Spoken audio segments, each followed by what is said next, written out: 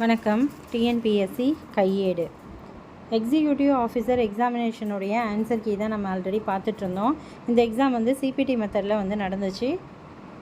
தமிழுடைய 100 கேள்வியும் நம்ம வந்து பார்ட் 1 பார்ட் 2 அப்படின்ற மாதிரி ஆல்ரெடி பார்த்தாச்சு. ஜிகேயில் வந்து 30 கொஷின்ஸ் பார்த்துருக்கோம். இப்போ வந்து பேலன்ஸ் இருக்க கொஷின்ஸை நம்ம டிஸ்கஸ் பண்ணிடலாம். 9வது அட்டவணையை பற்றி கீழ்காணப்படும் வாக்கியங்களில் எவை தவறானது? எந்த கூற்று வந்து தவறு அப்படின்றது தான் வினா. 9வது அட்டவணை நம்ம அரசியலமைப்பு சாசனத்தின் அசாதாரண அம்சம். இது சரியானது தான். இது வந்து அரசியலமைப்பு சாசனத்தின் ஒரு அசாதாரண அம்சம் என்பது சரி. 9வது அட்டவணையில் கிட்டத்தட்ட 30 சட்டங்கள் பட்டியலிடப்பட்டுள்ளன. அது சரி. 300 சட்டங்கள் வந்து பட்டியலிடப்பட்டுள்ளது. அதுவும் சரியானது. அரசியலமைப்பு சட்ட விதி 31 படி 9வது அட்டவணையில் உள்ள அனைத்து சட்டங்களும் நீதி புனராய்வுக்கு உட்படாது என்று தெரிவிக்கின்றது. ஸோ இக்கூற்றும் சரி. 4 மட்டும்தான் தவறு. அடிப்படை உரிமைகள் மீறலுக்கு 9வது அட்டவணையின் சட்டங்கள் நீதி புனராய்வுக்கு உட்படாது. ஆப்ஷன் டி தான் வந்து இதற்கு தவறானது. 2010 திருத்தப்பட்ட 1951 ஆண்டின் மக்கள் பிரதிநிதித்துவம் குறித்த சட்டம் டேஷுக்கு வாக்களிக்கும் உரிமையை வழங்குகிறது. வெளிநாடுகளில் உள்ள இந்திய பாஸ்போர்ட் வைத்திருப்பவர்களுக்கு இந்த மக்கள் பிரதிநிதித்துவம் குறித்த சட்டம் வந்து வாக்களிக்கும் உரிமையை வந்து வழங்குது. அதாவது 1951 வந்து மக்கள் பிரதிநிதித்துவ சட்டம் வந்து இயற்றப்பட்டது. அது 2010 திருத்தப்பட்டிருக்கு. அது வந்து வெளிநாடுகளில் உள்ள இந்திய பாஸ்போர்ட் வைத்திருப்பவர்களுக்கு இங்கே வந்து வாக்களிக்கிறதுக்கு உரிமை, வெளிநாடுகளில் உள்ள இந்திய பாஸ்போர்ட் வச்சிருக்கிற நபர்கள் வந்து வாக்களிக்கும் உரிமையை வழங்குகிறது. இந்திய நாடாளுமன்றத்தின் மசோதாவை நிதி மசோதாவா, இல்லாட்டி நாடாளுமன்றத்தில் ஒரு மசோதாவை வந்து பாஸ் பண்ணும்போது அது நிதி மசோதாவா சாதாரண மசோதாவா அப்படின்னு முடிவு செய்வது யார் அப்படின்னு சொல்லி பார்த்தோன்னா சபாநாயகர் அவர்கள் தான் வந்து முடிவு செய்யணும். தற்பொழுதைய சபாநாயகர் ஓம் பிர்லா அவர்கள் இருக்கிறாங்க. இந்திய அரசியலமைப்பின் 360வது விதியானது எதை பற்றியதுன்னு பார்த்தோன்னா ஃபினான்ஸ் எமர்ஜென்சி, அதாவது ஃபினான்ஷியல் எமர்ஜென்சி, நிதி அவசர நிலை. பஞ்சாயத்து ராஜ் தேர்தல் தொடர்பான சர்ச்சைகளை தீர்ப்பதற்கு ஒவ்வொரு மாநிலத்திலும் நீதித்துறை தீர்ப்பாயத்தை பரிந்துரை செய்த குழு எல்எம் சிங்வி குழு. அதாவது வந்து பஞ்சாயத்து ராஜ் குறித்து நமக்கு நிறைய கமிட்டிஸ் போட்டிருப்பாங்க. பல்வந்தராய் மேத்தா கமிட்டி 1957, அப்புறம் அசோக் மேத்தா கமிட்டி 1977, அப்புறம் வந்து ஜிவிகே ராவ் கமிட்டியை 1985 போட்டிருப்பாங்க. எல்எம் சிங்வி கமிட்டி 1986 வந்து போட்டிருப்பாங்க. ஸோ இந்த மாதிரி நமக்கு ஒரு 4-5 கமிட்டிகள் இது சம்மந்தமாக போட்டிருப்பாங்க. அதில் வந்து பஞ்சாயத்து ராஜ் தேர்தல் தொடர்பான சர்ச்சைகளை தீர்ப்பதற்கு ஒவ்வொரு மாநிலத்திலும் நீதித்துறை தீர்ப்பாயத்தை பரிந்துரை செய்த குழு எதுன்னு பார்த்தோன்னா எல்எம் சிங்வி குழு தான். ஒவ்வொரு மாநிலத்திலும் நீதித்துறை தீர்ப்பாயத்தை ஏற்படுத்தணும்னு செய்த குழு. குடியரசுத் தலைவர் மற்றும் துணை குடியரசுத் தலைவர் பதவிகளை யாரும் வகிக்காத ஒரு சூழலில் குடியரசுத் தலைவராக பதவி வகித்த இந்திய தலைமை நீதிபதி யார்? அதாவது குடியரசுத் தலைவரும் இல்லை, துணை குடியரசுத் தலைவரும் இல்லை, இப்படி 2 பேருமே இல்லாத சமயத்தில் குடியரசுத் தலைவராக பதவி வகிக்கிறதுக்கு யாருக்கு வந்து உரிமை உண்டு? குடியரசுத் தலைவரும் இல்லாத பட்சம் துணை குடியரசுத் தலைவரும் இல்லைன்னா இந்திய தலைமை நீதிபதி அவர்களுக்கு அந்த பதவியை வந்து பெறக்கூடியதற்கான வாய்ப்பு இருக்குது. அப்படி அந்த பதவியை பெற்ற ஒரே ஆள் யாருன்னு பார்த்தோன்னா ஹிதயதுல்லா அவர்கள், நீதிபதி ஹிதயதுல்லா அவர்கள் இந்த வாய்ப்பை வந்து பெற்றிருப்பாங்க. கூற்று ஏ. பயனுள்ள பொருளாதார வளர்ச்சி என்பது வளர்ச்சிக்கான திட்டமிடலை பொறுத்தது. பயனுள்ள பொருளாதார வளர்ச்சி என்பது வளர்ச்சிக்கான திட்டமிடலை பொறுத்தது. பொருளாதார மேம்பாட்டிற்கான திட்டமிடல் அமைப்பை கொண்டிருப்பது நவீன அரசாங்கத்தின் தரப்பில் கட்டாயமாக்கப்பட்டது. கூற்று ஏ. அதாவது வந்துட்டு ஏவும் ஆறும் வந்து சரிதான். அதே போல் அதுக்கான எக்ஸ்பிளனேஷனும், அதாவது கூற்றுக்கான காரணம் என்பது சரியாக இருக்குது. பயனுள்ள பொருளாதார வளர்ச்சி என்பது வளர்ச்சிக்கான திட்டமிடலை, ஒரு பயனுள்ள பொருளாதார வளர்ச்சினது வளர்ச்சிக்கான திட்டமிடலை பொறுத்தது. பொருளாதார மேம்பாட்டிற்கான திட்டமிடல் அமைப்பை கொண்டிருப்பது நவீன அரசாங்கத்தின் தரப்பில் கட்டாயமாகி விட்டது. ஸோ கூற்று ஏ மற்றும் காரணம் ஆர் இரண்டும் சரி. ஆர் என்பது ஏவுக்கான சரியான விளக்கம். வேலை நிறைவு நிலை என்பது எவ்வகையான வேலையின்மையை உள்ளடக்கியது? வேலை நிறைவு நிலை என்பது பிறழ்ச்சிக்கால வேலையின்மை என்பதை உள்ளடக்கியதாகும். நீடித்து நிலைக்கும் பசுமை புரட்சியின் உட்கருத்து. நீடித்து நிலைக்கும் பசுமை புரட்சியின் உட்கருத்து என்னன்னு சொல்லி பார்த்தோன்னா, குறைந்த இடுபொருட்களின் அதிக உற்பத்தி, அதாவது கம்மியான produce more using fewer resource, கம்மியான இடுபொருட்களை வைத்து அதிகமான உற்பத்தி கொடுக்கறது. புதுப்பிக்கத்தக்க சக்தி பயன்பாடு, use renewable source of energy, மண் வளம் பாதுகாக்க சுற்றுச்சூழலை பேணுதல், maintaining environment for soil health, நிலம் துண்டாடப்படுவதை தடுத்தல். இது வந்து தவறானது. ஸோ 1, 2, 3 தான் இந்த இடத்துல நமக்கு சரி. ஆப்ஷன் ஏ தான் இதற்கு சரியான விடை. டேஷ் குழுவின் முக்கிய பணி என்பது இந்திய அரசாங்க செலவுக்காக பாராளுமன்றத்தால் ஒதுக்கப்பட்ட நிதியை ஆய்வு செய்வதாகும். டேஷ் குழுவின் முக்கிய பணி என்பது இந்திய அரசாங்க செலவுக்காக பாராளுமன்றத்தால் ஒதுக்கப்பட்ட நிதியை ஆய்வு செய்வதாகும். பொது கணக்கு குழுவின் முக்கிய பணி அரசாங்க செலவுக்காக பாராளுமன்றத்தால் ஒதுக்கப்பட்ட நிதியை வந்து ஆய்வு செய்வது தான் இந்த பொது கணக்கு குழுவுடைய முக்கியமான பணி. இது ரொம்ப ரொம்ப முக்கியமானது. பொது கணக்கு குழு, மதிப்பீட்டு குழு, பொது துறைகளுக்கான குழு. ஸோ இந்த 3 குழுவும் ரொம்ப ரொம்ப முக்கியமான குழு. பின்வருவனவற்றில் எது சரக்கு மற்றும் சேவை வரியின் இயல்பு இல்லை? இது பொருட்கள் மற்றும் சேவைகளின் அளிப்பின் மீது விதிக்கப்படும். சரியானது தான். இது ஒரு முனை வரி. இது சிங்கிள் டாக்ஸ். அதுவும் சரியானது தான். உள்ளீடுகளின் மீதான வரி வரவு இதில் உள்ளது. இதுவும் சரியானது தான். தயாரிப்பாளர்கள் வாங்கும் மூலப்பொருள் மீது வரி கிடையாது. தயாரிப்பாளர்கள் வாங்கும் மூலப்பொருள்கள் மீதும் வரி இருக்கும். ஸோ இதுதான் வந்து இந்த இடத்துல நமக்கு அதோடைய இயல்புகளில் பொருந்தாத ஒன்று. இந்திய ரிசர்வ் வங்கி மலிவு பண கொள்கையை பின்பற்ற முடிவெடுத்ததால் அதன் விளைவாக வங்கி வட்டி வீதத்தை குறைக்கும். அதாவது ரிசர்வ் வங்கி மலிவு பணவீக்கத்தை, அதாவது என்ன சொல்கிறாங்கன்னா, பணத்துடைய மதிப்பு வந்து குறையும் போது வங்கி வட்டி வீதத்தை வந்து இந்த இடத்துல குறைக்கும்னு சொல்கிறாங்க. ஒரு சமதர்ம பொருளாதார அமைப்பில் உற்பத்தி, பகிர்வு மற்றும் தீர்வுகளை முடிவு செய்வது மத்திய திட்டக்குழு, சென்ட்ரல் பிளானிங் கமிஷன் தான் வந்துட்டு ஒரு சமதர்ம பொருளாதார அமைப்பின் உற்பத்தி, பகிர்வு மற்றும் தீர்வுகளை முடிவு செய்வதாக அமைகிறது. 3 கூற்றுகள் கொடுத்துருக்காங்க. இந்திய தேசிய காங்கிரஸ் 1888 பிரிட்டிஷ் காலனித்துவ காலத்தில் நிறுவப்பட்டது. கூற்று ஏ சரி. இதன் நிறுவனர்களில் ஆலன் அக்டோவியன் ஹியூம், தாதாபாய் நௌரோஜி மற்றும் தீன்ஷா பாட்ஷா ஆகியோர் அடங்குவர். ஸோ இந்த கூற்றும் இந்த இடத்துல சரி. 3வது கூற்று, இந்திய பொருளாதார இயக்கத்தின் ஒரு முக்கிய பங்காளராக மாறியது. பொருளாதார இயக்கத்துக்கெலாம் இல்லை, இந்திய தேசிய இயக்கத்தில் ஒரு முக்கிய பங்காக தான் வகிச்சிருக்கும் ஐஎன்சி. ஸோ கூற்று 1ம் சரி, 2ம் சரி. ஸோ 3 தான் இந்த இடத்துல தவறாக இருக்குது. ஆப்ஷன் டி தான் இதற்கு சரியான விடை. 1 மற்றும் 2 தான் இந்த இடத்துல சரி. ராஜாராம் மோகன் ராய் அவர்கள் டேஷ் கொள்கையில் தீவிர நம்பிக்கை கொண்டிருந்தார். ஓரிரை, அதாவது ஒரு கடவுள் கொள்கையை அவர் வந்து தீவிரமாக நம்பினார். பல கடவுள் இல்லை, மறுசீரமைப்பு இயக்கம் இல்லை, நாத்திகம் கிடையாது. இந்திய பிரிவினை தொடர்பாக பின்வரும் வாக்கியங்களில் எவை சரியானவை? பிரிவினையை காங்கிரஸ் அங்கீகரித்தது. கரெக்டு. காங்கிரஸ் வந்து இந்தியா பாகிஸ்தான் நாடுகளுடைய பிரிவினை வந்து அங்கீகரிச்சிருப்பாங்க. மவுண்ட் பேட்டன் இந்திய பிரிவினை திட்டத்தினை ஜூன் 2, 1947 வகுத்தார் என்பதும் சரியானது. மவுண்ட் பேட்டன் வந்து இந்திய பிரிவினை திட்டத்தினை ஜூன் 2, 1947 வகுத்தார் என்பதும் சரி. 1947ஆம் ஆண்டு சட்டம் 2 சுதந்திர நாடுகளை உருவாக்க வழி செய்தது. ஸோ 3வது கூற்றும் சரி. 1, 2, 3 இந்த 3 கூற்றுகளுமே வந்து சரியானது தான். ஸோ ஆப்ஷன் டி தான் இதற்கு சரியான விடை. தமிழ்நாட்டில் ராஜாஜி தலைமையின் கீழ் நடைபெற்ற வேதாரண்யம் நடையின் போது கலந்து கொண்ட சத்தியாகிரகிகள் மொத்தம் எத்தனை பேர்? ஸோ 1930 உப்பு சத்தியாகிரகம் நடந்திருக்கும். தமிழகத்தில் திருச்சி டு வேதாரண்யம் வரைக்கும் உப்பு சத்தியாகிரகம் இங்கேருந்து நடந்து போய் வந்து வேதாரண்யத்தில் உப்பு காய்ச்சிருப்பாங்க. ஸோ அதில் எத்தனை பேர் போனாங்க அப்படின்னு சொல்லி பார்த்தோன்னா 98 சத்தியாகிரகிகள் வந்து கலந்து கொண்டதாக குறிப்பிட்டிருக்காங்க. Option C. அந்தமான் மற்றும் நிக்கோபார் தீவுகளை முறையே ஷஹீத் மற்றும் ஸ்வராஜ் என பெயர் மாற்றம் செய்தது. அந்தமான் நிக்கோபார் தீவுகளுடைய பெயர்களை மாற்றம் செய்தது யார் இந்த இடத்துல? அதுதான் நம்மளுடைய வினா. சுபாஷ் சந்திரபோஸ் அவர்கள் தான் அதோடைய பெயர்களை மாற்றம் செய்திருப்பாங்க. ரவீந்திரநாத் தனது துவக்க கால எழுத்து பதிவுகளை குடும்ப இதழிலேயே வெளியிட்டுள்ளார். அவ்விதழ் டேஷ் என அழைக்கப்பட்டது. பாரதி என அழைக்கப்பட்டது. அந்த இதழ் எப்படி அழைக்கப்பட்டது? பாரதி என அழைக்கப்பட்டது. சரியானவற்றை பொறுத்துக.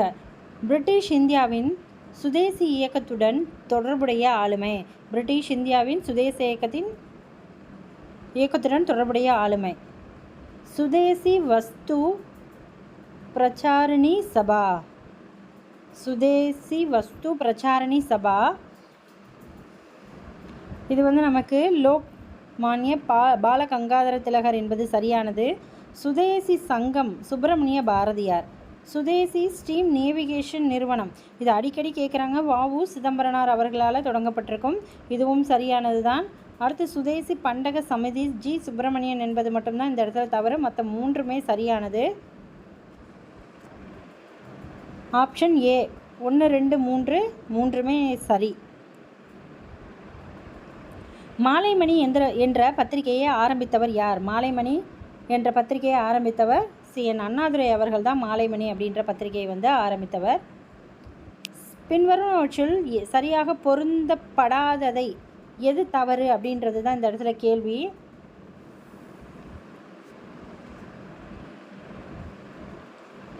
சவுத் இந்தியன் பீப்புள் அசோசியேஷன், தென்னிந்திய மக்கள் சங்கம். தென்னிந்திய மக்கள் சங்கம் என்பது சரியானது. தென்னிந்திய சட்ட கூட்டமைவுன்னு சொல்கிறாங்க. ஸோ இந்த ரெண்டாவது தான் வந்து நமக்கு சவுத் இந்தியன் லீகல் ஃபெடரேஷன் என்பது தவறானது இந்த இடத்துல. அடுத்து வந்துட்டு ஆந்திர மகாசபா AMS, இது சரியானது. ஸோ அதே போல் வந்து MPSம் இந்த இடத்துல நமக்கு தவறு. ஸோ 2 மற்றும் 3 மட்டும்தான் சரியாக அமைஞ்சிருக்கு. சரி, 1 மற்றும் 3 தான் சரியாக அமைஞ்சிருக்கு. 2ம் 4ம் தவறாக இருக்குது. So option C. கீழ்கண்டவற்றை பொறுத்துக. வைத்தியநாத ஐயர். வைத்தியநாத ஐயர் நமக்கு ஆலய நுழைவு சம்பந்தமாக வருவாங்க. ருக்மணி லக்ஷ்மிபதி, இவங்க வந்து துணை சபாநாயகர். பிரகாசம், டி பிரகாசம் சொல்லுவாங்க. இவர் வந்து ஆந்திர கேசரி என்ற பத்திரிகையை வெளியிட்டிருப்பார். வரதராஜலு நாயுடு, இவர் வந்து மதுரை ஹார்வி தொழிற்சங்க வேலை நிறுத்தத்தில் ஈடுபட்டிருப்பார். மதுரை தொழிற்சங்க வேலை நிறுத்தத்தில் ஈடுபட்டவர். ஸோ ஆப்ஷன் 4, 3, 2, 1 4, 3, 2, 1 என்பது தான் சரியானது. ஆப்ஷன் சி இதற்கு சரியான விடை. 1951ஆம் ஆண்டு ஜமீன்தார் ஒழிப்பு முறை சட்டத்தின் விளைவு யாது? 1951ஆம் ஆண்டு ஜமீன்தார் ஒழிப்பு முறை சட்டத்தின் விளைவு வந்து குத்தகைதாரர்கள் மற்றும் பங்குதாரர்கள் 62 லட்சம் ஹெக்டர் நிலத்தின் உரிமையை பெற்றனர். குத்தகைதாரர் மற்றும் பங்குதாரர் 62 லட்சம் ஹெக்டர் நிலத்தின் உரிமையை பெற்றனர். ஆப்ஷன் டி தான் இதற்கு சரியான விடை. எந்த சமூக செயல்பாட்டாளர் ஐரிஷ் புரட்சியாளர்களுடன் தொடர்பு கொண்டிருந்தார் என்று சொல்லப்படுகிறது? மார்கரெட் நோபல் அவர்கள் தான் வந்துட்டு மார்கரெட் நோபல் ஐரிஷ் புரட்சியாளர்களுடன் தொடர்பு கொண்டிருந்தார் என கூறப்படுகின்றது. வேலு தம்பியை பற்றி சரியான கூற்றை எழுதுக. வேலு தம்பியை பற்றி சரியான கூற்று. இவர் பூர்வீக மக்களையும் சேர்த்து இரகசிய தாக்குதலை நடத்த திட்டமிட்டார் என்பது இந்த இடத்துல தவறு. இதில் வந்து தெற்கு திருவிதாங்கூர் பகுதிக்கு தாசில்தாராக இருந்தார் என்பது மட்டும்தான் சரி. வேலு தம்பி என்பவர் வந்து தெற்கு திருவிதாங்கூர் பகுதியின் தாசில்தாராக இருந்துள்ளார். அடுத்து வந்துட்டு வலியுறுத்தலும் காரணமும் சொல்கிறாங்க. பருத்தி செடியின் பிறப்பிடம் தண்டகா காடு. பருத்தி செடியுடைய இருப்பிடம் வந்து தண்டகா காடு.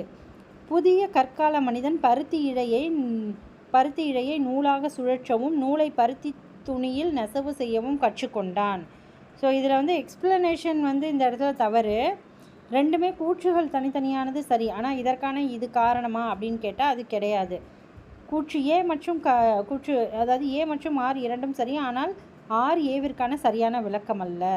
நீங்களே படித்து பார்த்தா தெரியும். ஏன்னா பருத்தி செடியின் பிறப்பிடம் வந்து தண்டகா காடு.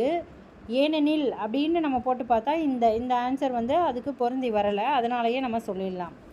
158 கிமு 10ஆம் நூற்றாண்டின் அரசன் ஆகிய சாலமனுக்கு தமிழ்நாட்டு கப்பல்கள் வாயிலாக கொண்டு செல்லப்பட்ட பொருட்கள். மயில் தோகை, யானை தந்தம், வாசனை பொருட்கள். மயில் தோகை, யானை தந்தம், வாசனை பொருட்கள். ஸோ ஆப்ஷன் பி தான் இதற்கு சரியான விடை. டேஷ் உடைதான் இல்வாழ்க்கை பண்பும் பயனும் அது. அன்பும் அறனும் உடையதாயின் இல்வாழ்க்கை பண்பும் பயனும் அது என குறிப்பிடப்பட்டுள்ளது. வள்ளுவரின் அரசியல் பொருளாதார சமுதாய சிந்தனைகளின் களஞ்சியமாக அமையும் திருக்குறளின் பொருத்தமான பிரிவாக எதை கூறலாம்?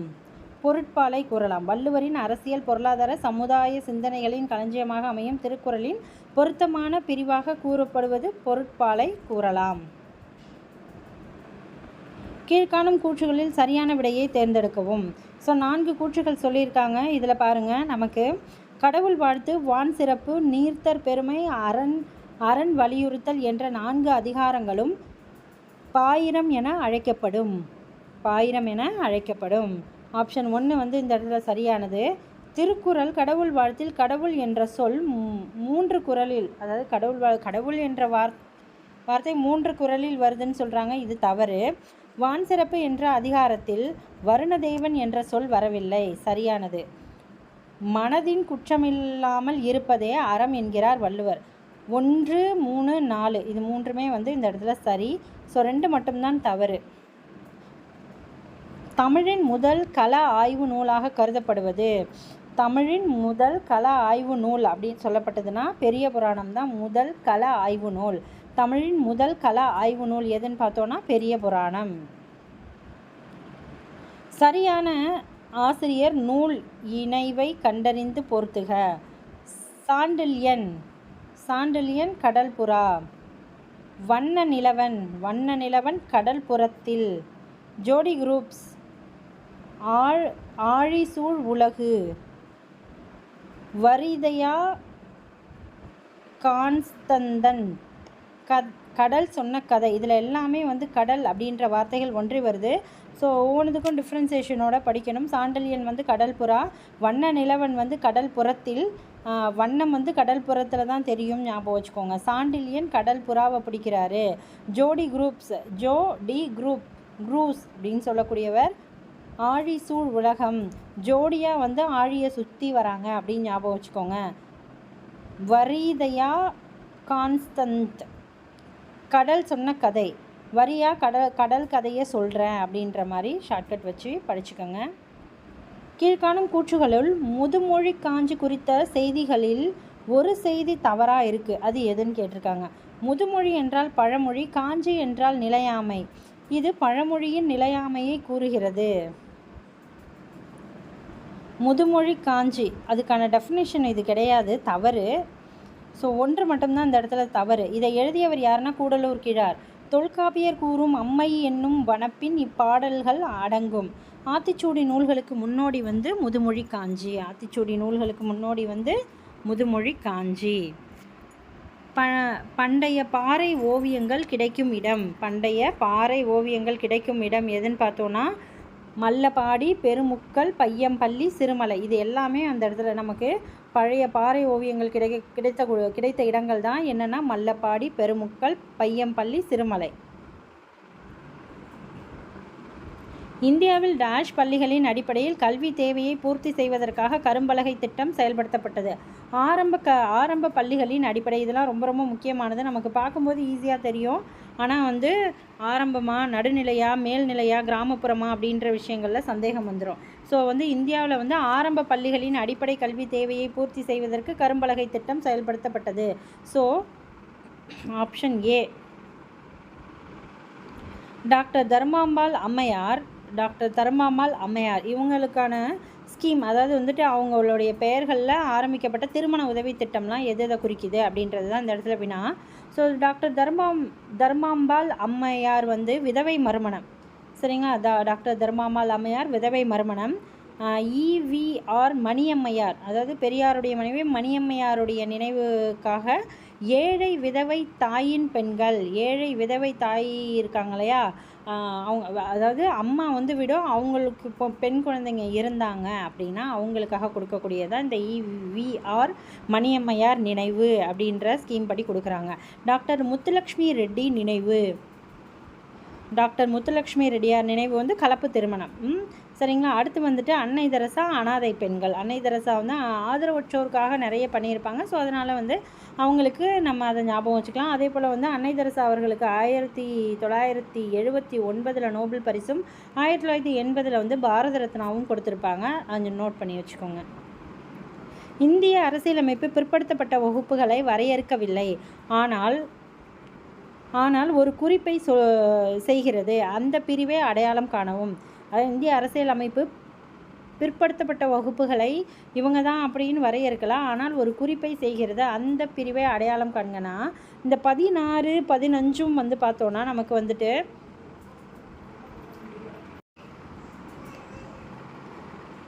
விதி 15, 16 வந்து ஜாதி, மதம், பிறப்பிடம் இவற்றின் அடிப்படையாக நமக்கு வந்து ஒருத்தவங்களை வந்து பாகுபாடு காட்டக்கூடாதுன்னு சொல்கிறது 15 வரும். அதே போல் வந்து அதே ஜாதி, மதம், பிறப்பிடம் அடிப்படையாக கொண்டு வேலைவாய்ப்புகளில் முன்னுரிமை இந்த மாதிரியெல்லாம் கொடுக்கக்கூடாதுன்னு சொல்லுவாங்க. அதுக்கெல்லாமே எக்ஸப்ஷன் கொடுக்கறது தான் இந்த 16ல் 2, 3, 4 இந்த ஆர்டிகல்ஸ்லாம் நமக்கு வரும். தமிழ்நாடு மாநில மனித மேம்பாட்டு அறிக்கை, அதாவது ஹியூமன் டெவலப்மெண்ட் இண்டெக்ஸ் 2017 மாவட்ட வாரியாக வறுமை மற்றும் வருவாய் நிலையின் கீழ் இருக்கக்கூடியது எந்த மாவட்டம்னு கேட்டோன்னா அரியலூர். இது ஆல்ரெடி வந்து குரூப் 2 குரூப் 1 கேட்கப்பட்ட கேள்வி தான். இப்போ ரிப்பீட் ஆகிருக்கு இதே கொஷின்.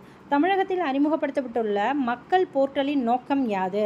தமிழகத்தில் அறிமுகப்படுத்தப்பட்டுள்ள மக்கள் போர்ட்டல் அப்படின்றதுல மாநில அளவிலான முழுமையான குடியிருப்போர் தரவுகளை மின்னணு முறையில் நிர்வகித்தல். மாநில அளவிலான முழுமையான குடியிருப்போர் தரவுகளை மின்னணு முறையில் நிர்வகித்தல் என்பதுதான் வந்து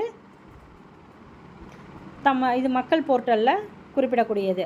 தமிழகத்தில் எந்த பயிர் உற்பத்திக்காக மிக அதிக அளவு நிலப்பரப்பு பயன்படுத்தப்படுகிறது? நெல். தமிழகத்தில் எந்த பயிர் உற்பத்திக்காக மிக அதிக அளவு நிலப்பரப்பு பயன்படுத்தப்படுதுன்னா நெல் தான் வந்து அதிக அளவில் விளைவிக்கப்படுகிறது. ஸ்டெப் என்பது பெண்களுக்கு பயிற்சி மற்றும் டேஷ்கான ஆதரவை குறிக்கின்றது. வேலைவாய்ப்புக்கான ஆதரவை குறிக்கிறது. பொறுத்துக. பேட்டி பச்சாவோ பேட்டி பதாவோ இது வந்து பெண் குழந்தைகளுக்கான படிப்புக்காக அவங்களுடைய கல்விக்கு வந்து முக்கியத்துவம் கொடுக்கறதுக்கு தான் இந்த பேட்டி பச்சாவோ பேட்டி பதாவோ. ஸோ பாலின விகித முன்னேற்றம் மற்றும் பெண் கல்வியை உறுதிப்படுத்தல் என்பது தான் சரியானது. அடுத்து வந்துட்டு RGSEAG என்பது வந்து என்னன்னு பார்த்தோன்னா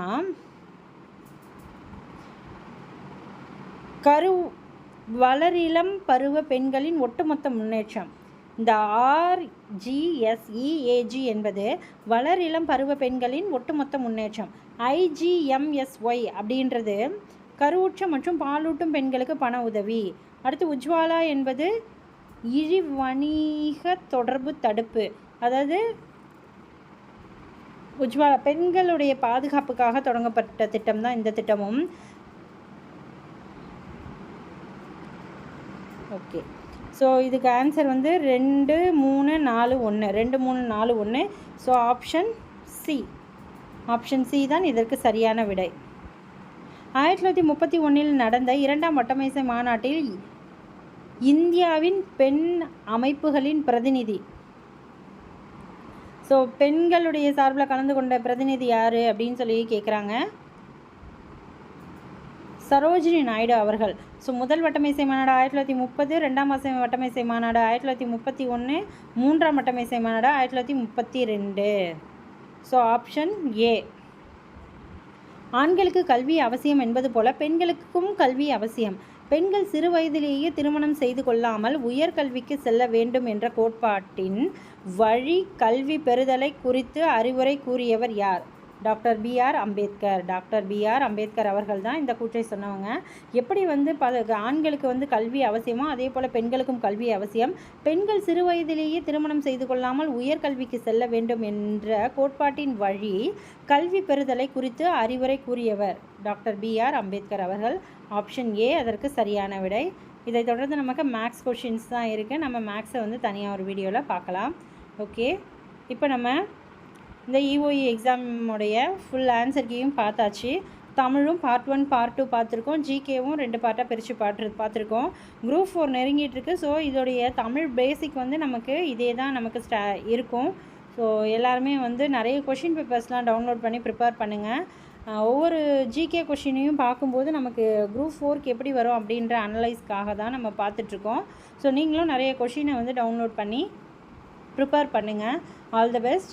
உங்களுக்கு எங்கள் சேனலில் போடுற வீடியோஸ் பிடிச்சிருந்தால் லைக் பண்ணுங்கள், ஷேர் பண்ணுங்கள், சப்ஸ்கிரைப் பண்ணுங்கள். முக்கியமாக தேங்க்யூ.